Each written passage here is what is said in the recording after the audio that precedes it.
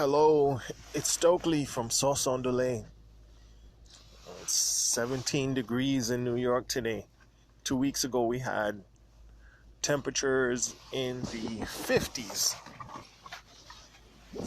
Now we're at 17 degrees. Okay, makes me want to migrate to somewhere that is much warmer. But I heart New York at the same time. My formative years were here. My education, um, it's an amazing, magical place in the summertime. In the wintertime, no comment. But I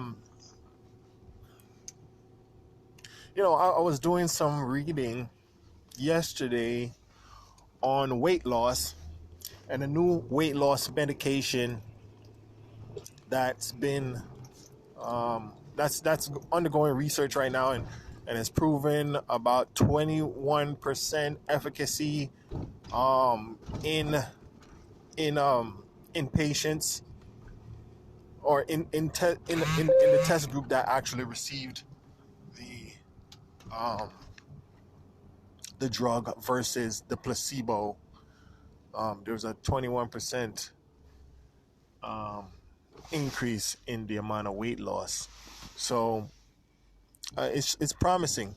But when I looked into how the drug interacted with the body, um, specifically, well, not specifically, but I looked at how the drug responded in the body, and it referred to a receptor, and receptors, I guess, in the body have different alphanumeric um, designations, and I don't recall the exact alphanumeric designation of this receptor, but this receptor in men is present in the epididymis, which is part of the testicles, like the little wiggly part that looks like brain matter, kind of. There's the testicle portion that looks like an egg, and then there's a part of it that has a whole bunch of little ductwork, little wires, little, you know, you could call them veins, but they're not really veins. It's ductwork where the sperm travels through the epididymis and develops. And what I also learned is that a sperm isn't fully matured until it's inside a woman's body. It's not fully mature until it's in a woman's body. Is that insane? That's insane. I didn't know that. So, but it does go through a maturation process from the time that it leaves the testes, and when it travels through the epididymis, yeah. So these receptors that regulate muscle mass, skeletal muscle, and also regulate the fat in your body, are present in the testicles. Now,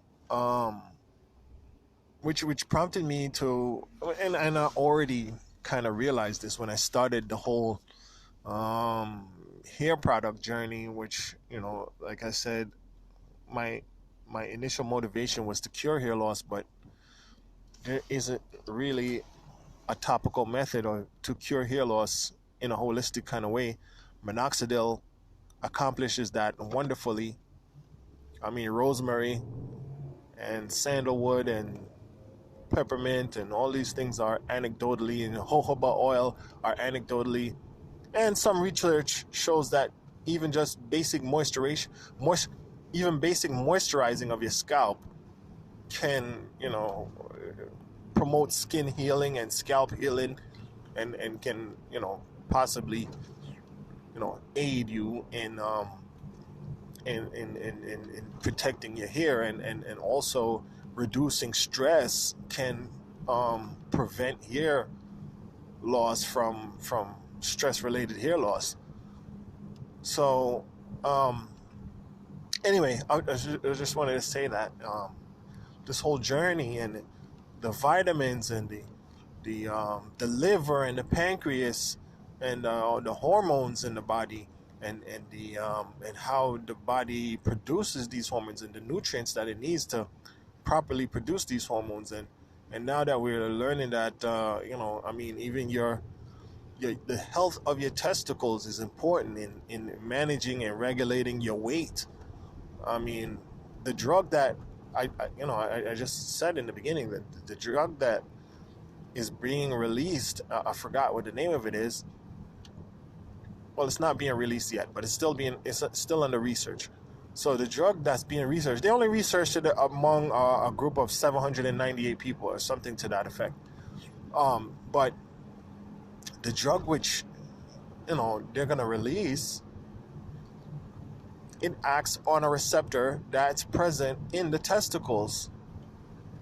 Um, I mean, they said that the research was biased. There were more women in the research study than men, and there were more men on the placebo side than on the active ingredient or the actual drug side. So that skews the numbers in a way that I can't really. Well, I'm not going to use my brain right now to fully comprehend. Um, what it would say to me is that they would have gotten higher results if they had placed more men in the in evenly if they had more men or if they just did it with all men. If they did the experiment with all men, the results would have been higher since this receptor is present in the testicles. Now, I don't know where these receptors are present in the female body. Um, and maybe in the uterus. The uterus and the testicles are kind of inverted somewhat, but they're not the same. But um, yeah, I don't know. I think this weight loss drug might. I mean, based on the research and based on what the report said, or based on what this news article said, it would have resulted in more weight loss in men, but more women were actually given the drug, and more men were given the placebo, which But 21% results among the overall test group, whether it was biased in one way or the other, is promising. So they're planning to, the intent is to do more research. So we're gonna find out. We're gonna find out more down the line. I mean, about this drug. So what I'm trying to say is, just talking about hair health and researching hair health. There's no hair health. There's no reproductive health. There's no liver health. There's no pancreatic health. There's no brain health. There's no mental health. There's just health. That means you have to do. Oh well, you don't have to. I don't want to make it sound overwhelming, but that means it all comes together, and um, thankfully the body can regulate a lot of things. But if we don't put the right things in it, it can't create a regulated environment. And we have to listen to our body's individual responses because not all of us synthesize everything to the level that everyone else does. So we may need to tailor our diet specifically for our needs, for our individual body's health needs. Um, I mean, many of us have cultural, culinary practices, and some of these culinary practices and traditions that we uphold could be dangerous to us. So it almost takes a revolution in thinking and a revolution in your desire to do the right thing for your body. Yesterday was a struggle somewhat because I went to lunch and I wanted something. I wanted some meat. That's what I wanted to eat. I wanted to go to the Chinese food place and get some. I forgot what they call it. I was gonna I want to go to the Chinese food place and get some chicken wings and something like that. And I ended up not doing that. I ended up going to Burger King and getting me a Impossible veggie burger, Impossible Whopper, and no fries. Because That was a struggle for multiple reasons, and the fact that I had a craving for something. I'm also trying to eat on a budget, and it would have been what I paid for that burger. I could have gotten rice, chicken, and a soda, and all these bad things um, for the same price. That sandwich cost me almost $8. The sandwich by itself, and lunch at the Chinese food place is about $9. You know, so instead of getting just one burger, I mean, well, it would have been one burger, but I would have gotten some brown rice. Um, anyway, um, it's holistic. Holistic is the word. Whole body. The whole body needs attention, and the whole body has to be taken care of. I mean, um, a week ago, was it a week ago? Yes, just about it. No, it's going. It's touching 2 weeks ago. We had a celebration for a gentleman that was he was terminated, but we still had a little get together for him among the people who still had a rapport with him, and we had some pizza and we had cake. Then maybe 3 days later, I had some pizza again. Then 3 days from that, I had some pizza again. And then about 3 days from that, I had pizza again. So yeah, it's about 2 weeks now. By the second time I had pizza, around the middle of the week, um, my face started breaking out. I had I got a big pimple that's like, it's not even a comedone type pimple. It's like below the surface. It's like way below the surface, and my face was clear for almost, I don't know. I was running almost maybe 2 weeks of having no new pimples on my face. So I was kind of proud of myself. I mean, even though I still had the acne scars left there, but I was proud of myself that I was able to maintain um, having no new breakouts for about 2 weeks. Um, but hey, so I realized pizza. I mean, I already knew that dairy and high levels of sugar caused me to break out. Also, cow's milk causes me to break out. That's why I only drink almond milk. Um, but I went ahead and ate it. No one forced me, or whatever the case may be. But I wasn't tailoring my diet specifically to my body's responses. Now, someone else could eat pizza and not have any reaction, not have any acne, not have anything go wrong with them. But when I eat it, it's a different story. So that's why I'm saying, we have to tailor it to our specific body's needs. I mean, at my age, I'm 40 years old. I mean, I don't know many 40-year-olds who have acne. I don't. So, um, I, um, I mean, consuming the pizza, right? It no matter how many times I wash my face, no matter how many times I use an astringent or exfoliated, um, or put on a mask or whatever the case may be.